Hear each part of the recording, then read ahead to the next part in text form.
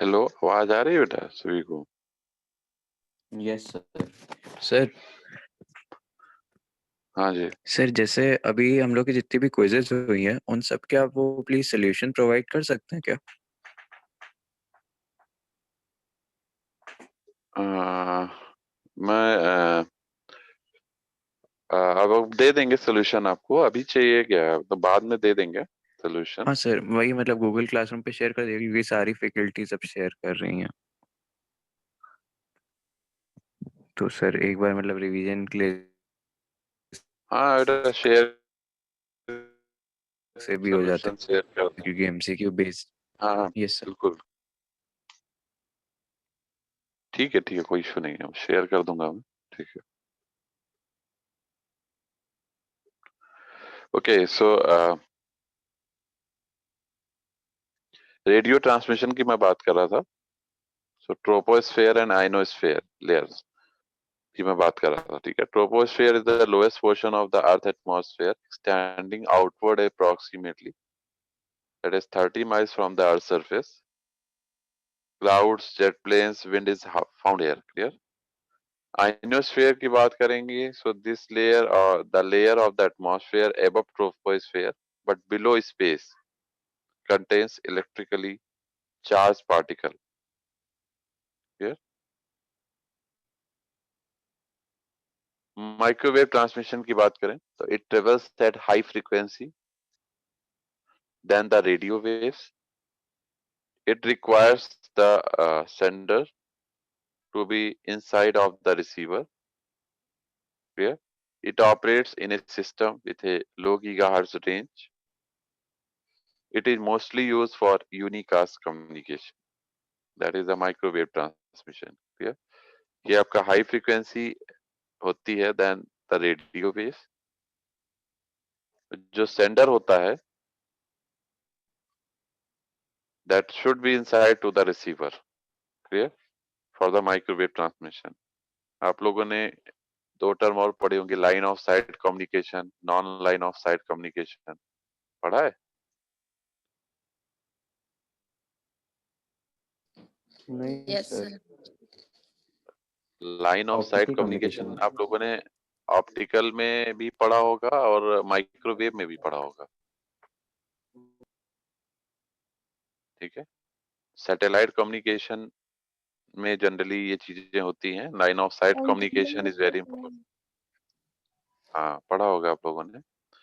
So basically we have two types of microwave transmission, terrestrial and satellite. Mainly दो तरीके के हमारे transmission होते हैं माइक्रोवेव में, terrestrial type of microwave and satellite microwave. Clear?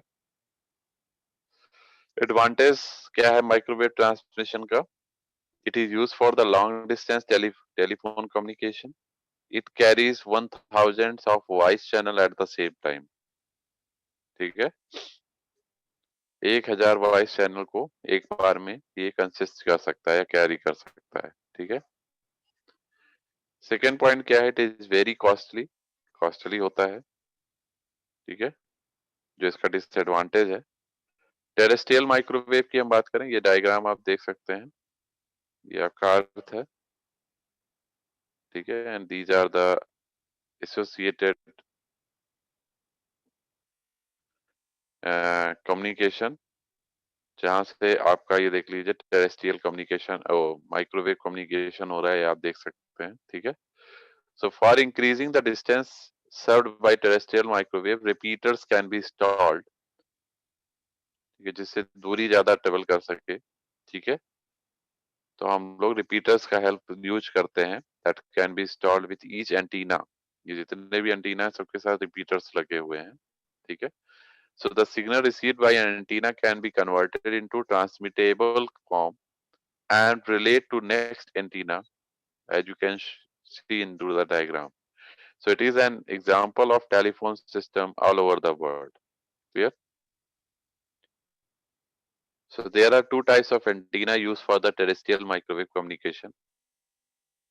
Parabolic dish antenna, ये देख सकते हैं, जो हम लोग टेरेस्ट्रियल ट्रांसमिशन में यूज भी करते हैं।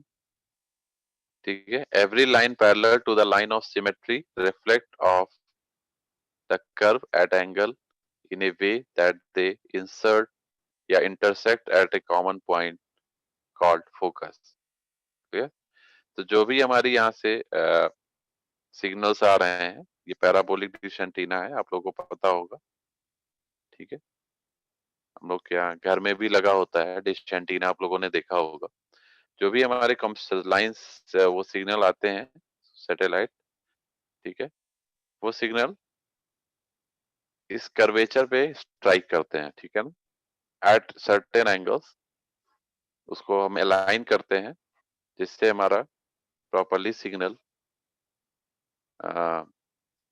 मैच हो सके, ठीक है ना। तो उसका अलाइनमेंट इज वेरी इंपॉर्टेंट, क्योंकि जब अलाइनमेंट प्रॉपर होगा तो most of the signal will be followed in this curvature. इसी पे फॉलो होगा कर्वेचर पे, अदरवाइज वो अलाइनमेंट में अगर अगर प्रॉब्लम होगी तो एटेन्यूएशन के चांसेस बढ़ जाएंगे और सिग्नल क्वालिटी फेड हो जाएगी, ठीक है ना। Alignment is very important. उसके अलावा ये जो एलएनबी है इस पे फोकस होता है। जब यहाँ फॉल होगा तो यहाँ से रिफ्लेक्ट होगा, यहाँ से फॉल हुआ यहाँ रिफ्लेक्ट, तो जितने भी सिग्नल इस कर्वेचर पे फॉल होंगे वो रिफ्लेक्ट होने के बाद एक पर्टिकुलर पॉइंट पे फोकस करते हैं, ठीक है। यहाँ यहाँ फोकस करेंगे तो अगर एक ही पॉइंट पे फोकस करेंगे वहीं से आपको स्ट्रेंथ मिलेगी सिग्नल की। अगर वो अलग अलग जगह फोकस करेंगे तो वो सिग्नल की क्वालिटी फेड होगी, ठीक है, ये आपको मिलेगा ही नहीं सिग्नल। तो this is the geometry of the parabola, ठीक है। हॉर्न एंटीना की बात करें, ये हॉर्न एंटीना है, it is like a gigantic scoop, ठीक है। The outgoing transmissions are broadcast up a stem and deflected outward in a series of narrow parallel beams by curved head, ठीक है। ये सब आप लोगों ने हॉर्न एंटीना के बारे में पढ़ा होगा। यहाँ से वेव जा रही है, ठीक है, this is horn like structure, that's why it is known as horn antenna.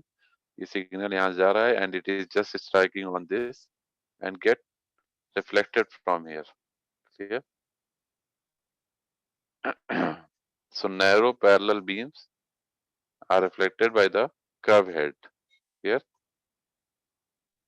ये सब पैरेलल में बीम्स निकलेंगे। सैटेलाइट की बात करें, सैटेलाइट माइक्रोवेव की, तो this is a microwave relay station which is placed in outer space. The satellites are launched either by rockets or space shuttles carry them. These are positioned 36,000 kilo 3600 लिखा हुआ है यहाँ पे, दैट इज सैटेलाइट जनरली हमारे जो होते हैं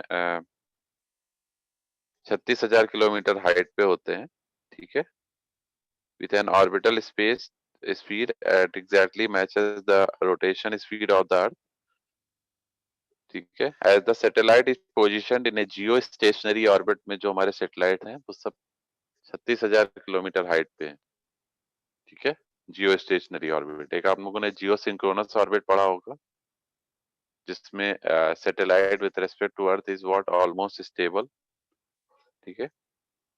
So it is stationary relative to the earth and always stay over the same point on the ground, that is called the geosynchronous orbit, okay? This is usually done to allow ground stations to aim antenna at a fixed point in the sky, clear? So ये सब satellites हैं, देख सकते हैं around the earth surface. Now what are the features of the satellite microwave? Which the bandwidth capacity depends on the frequency used. Satellite microwave deployment for orbiting satellite is difficult. Advantages of satellite microwave is what transmitting stations can receive back its own transmission and check whether the satellite has transmitted information correctly or not. A single microwave relay station which is visible from any point. Okay? So these are the advantage of this. Disadvantage की बात करेंगे तो satellite manufacturing cost is very high. Cost of launching satellite is very expensive. Launch करना बहुत expensive होता है और design करना भी बहुत एक्सपेंसिव होता है। Transmission highly depends on weather condition. It can go down in bad weather. So आप लोग को पता होगा डिजिटल ट्रांसमिशन आज के टाइम पे यूज किया जा रहा है, ठीक है, जो कि जनरली हमारा सी बैंड में वर्क कर रहा है, ठीक है। जो पहले एनालॉग ट्रांसमिशन होता था वो केयू बैंड में वर्क करता था, ठीक है, जो 12 टू 14 की रेंज में फ्रीक्वेंसी बैंड में वर्क करता था, ठीक है। अब हमारा 4 टू 6 की रेंज में वर्क कर रहा है, ठीक है ना, दैट इज सी बैंड।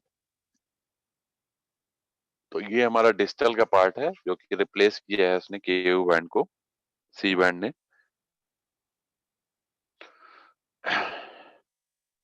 तो आपका यहाँ पे ये टॉपिक अभी फिलहाल फिनिश हो रहा है, नेक्स्ट लेक्चर से हम लोग कंटिन्यू करेंगे, ठीक है। आई थिंक सभी ने अपनी अटेंडेंस मार्क कर दी होगी क्लास। ये यस आवाज आ रही सर, सभी माफ को? कर दी। Okay okay. सो जो भी है मैं I will provide you the solution, ठीक है। Okay sir. किस किस सब्जेक्ट के सॉल्यूशन आपको मिल गए हैं अभी? सर आईटीसी में मिले हैं